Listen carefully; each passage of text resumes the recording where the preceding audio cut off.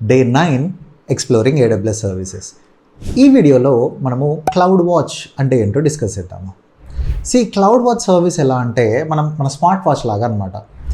మనం smart watch వాడుతూ ఉంటే అది మనం డైలీ ఎన్ని స్టెప్స్ వేసాము, ఎంత క్యాలరీస్ బర్న్ అయింది, మన హార్ట్ రేట్ ఎంత అనేది మానిటర్ చేస్తూ ఉంటుంది కదా. సిమిలర్ వే మనకు ఒక సర్వర్ ఉందనుకోండి. ఆ సర్వర్లో మనం ఏదో ఒక అప్లికేషన్ డిప్లాయ్ చేసి డెలివరీ చేస్తూ ఉంటాము.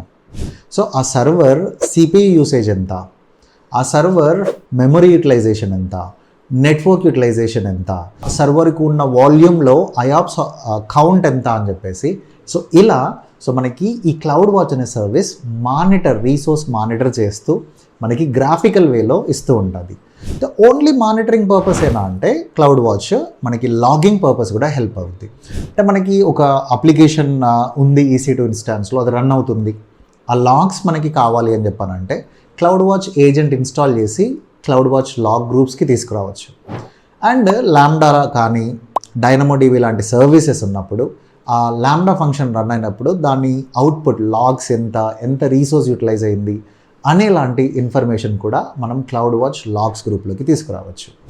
వీటితో పాటు మనము రీసోర్స్ యూటిలైజేషన్ని బేస్ చేసుకొని అలారమ్స్ కూడా క్రియేట్ చేయొచ్చు. ఇవన్నీ క్లౌడ్ వాచ్తో పాసిబుల్. ఇలాంటి మరెన్నో ఇన్ఫర్మేటివ్ వీడియోల కోసం ఫాలో అస్.